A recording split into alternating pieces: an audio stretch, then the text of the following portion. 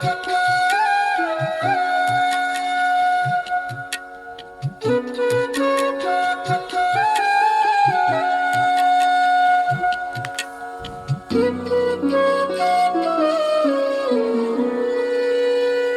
कृष्णा। भगवत गीता का 11वां अध्याय और 32वां श्लोक। इसमें भगवान कहते हैं कि समस्त जगतों का नाश करने वाला काल मैं हूँ और मैं यहाँ समस्त लोगों का विनाश करने आया हूँ। अब देखिए, काल का चक्र प्रत्येक जीव पर एक समान रूप से चलता है और उसी के कारण एक समय के अत्यंत धनी व्यक्ति को भी हम अंत समय में अग्नि में भस्म होते हुए देखते हैं। ऐसे ही एक समय के चक्रवर्ती सम्राट की ये कथा है, जिन्होंने अपने एक ही जीवन काल में स्वर्गीय संपत्ति भी देखी और स्मशान की चिता भी। चलिए सुनते हैं इस संपूर्ण कथा को अन्नदा एकादशी व्रत कथा में। एक समय महाराज युधिष्ठिर ने भगवान श्री कृष्ण से पूछा, हे जनार्दन, समस्त जीवात्माओं के संरक्षक, कृपया आप मुझे भाद्रपद के कृष्ण पक्ष में आने वाली एकादशी के विषय में बताएं। उसका माहात्म्य क्या है और किस प्रकार उसका पालन करना चाहिए। युधिष्ठिर महाराज के प्रश्न के उत्तर में भगवान श्री कृष्ण ने कहा, हे राजन, भाद्रपद मास के कृष्ण पक्ष में आने वाली एकादशी को अन्नदा एकादशी या अजा एकादशी के नाम से भी जाना जाता है। ये एकादशी इतनी पवित्र और कल्याणकारी है कि जो भी व्यक्ति इस एकादशी पर पूर्ण उपवास का पालन करके भगवान ऋषिकेश की पूजा करता है, वह समस्त पापों से मुक्त हो जाता है। इतना ही नहीं, इस एकादशी कथा का श्रवण करने मात्र से भी व्यक्ति को अनेक पाप कर्मों से मुक्ति मिल जाती है। इसलिए अब मैं आपको अन्नदा या अजा एकादशी व्रत के विषय में एक पौराणिक कथा सुनाता हूँ। ध्यान पूर्वक सुनिए।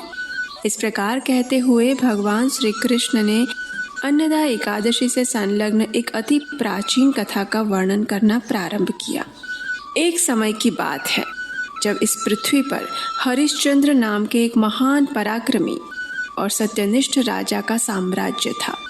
ये राजा अत्यंत धार्मिक और प्रजावत्सल थे। उनकी पत्नी का नाम था चंद्रमती और पुत्र का नाम था लोहिताश्व। राजा का संपूर्ण राज्य और परिवार सुख समृद्धि और शांति से संपन्न था। राजा की धर्मनिष्ठा और सत्यव्रत पालन की चर्चा सिर्फ पृथ्वी लोक में नहीं, अपितु स्वर्ग लोक में भी फैली हुई थी। लेकिन काल का चक्र ऐसे घूमा कि राजा हरिश्चंद्र के जीवन में अकल्पनीय परिवर्तन आ गया। उन्हें अपने राज्य से विलग होना पड़ा और इतना ही नहीं, उनकी सत्यनिष्ठा की परीक्षा हेतु उन्हें अपनी पत्नी और संतान को भी बेचना पड़ा।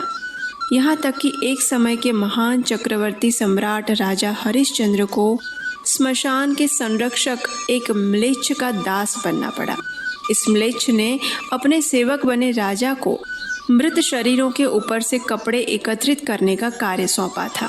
इतना अधम कार्य करने के बाद भी राजा ने अपने चरित्र और सत्यनिष्ठा को यथावत बनाए रखा। इस प्रकार राजा हरिश्चंद्र ने अपने जीवन के अनेक वर्ष व्यतीत कर दिए। एक दिन अत्यंत दुखी अवस्था में राजा मन में ही विचार कर रहे थे, हे प्रभु, मेरे इस निस्सहाय अवस्था में कृपया मेरी सहायता करें। किस प्रकार मैं इस स्थिति से मुक्त हो सकता हूँ? कृपया मार्ग दिखाएं प्रभु। जब राजा इस प्रकार शोकमग्न अवस्था में विलाप कर रहे थे, उसी समय महान और तेजस्वी ऋषि गौतम वहाँ से जा रहे थे। उन्हें देखते ही राजा के मुख पर प्रसन्नता और आशा की रेखाएं प्रतिबिंबित हो उठी। राजा हरिश्चंद्र गौतम ऋषि के पास गए। उन्होंने उन्हें विनम्रता पूर्वक प्रणाम किया और ऋषि का यथोचित सत्कार किया। ऋषि गौतम ने राजा को आशीर्वाद देते हुए उनकी वर्तमान समस्या के विषय में पूछा।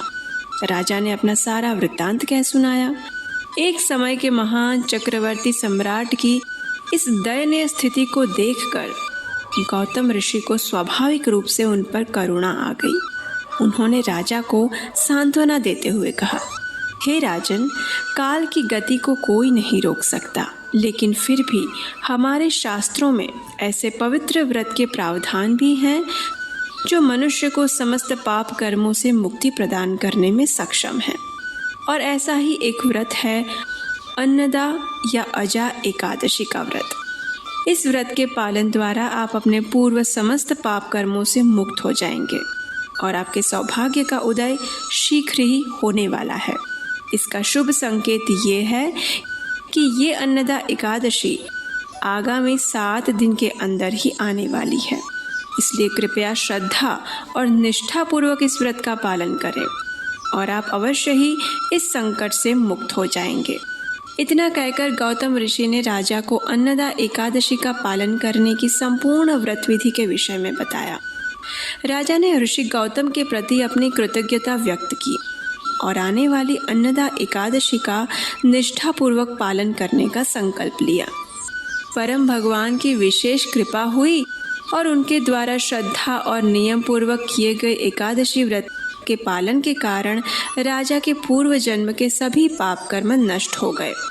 राजा ने अपनी पत्नी पुत्र सहित राज्य को पुनः प्राप्त किया और देवताओं ने भी पुष्प वर्षा करके राजा का सत्कार किया।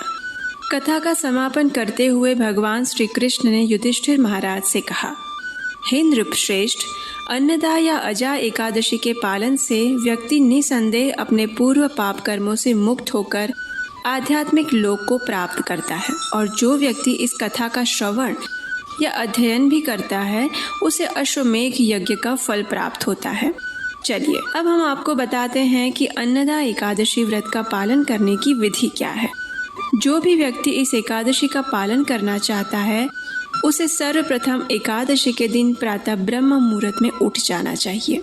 उठने के बाद स्नान इत्यादि दैनिक कार्यों से स्वच्छ होकर अपने घर में, मंदिर में या ऑनलाइन भगवान की मंगला आरती करनी चाहिए। तो चलिए भगवान श्री कृष्ण की अत्यंत प्रिय ऐसी अन्नदा एकादशी का श्रद्धा और निष्ठा पूर्वक पालन करते हुए स्वयं की आध्यात्मिक यात्रा में अग्रसर होते हैं। हरे कृष्णा।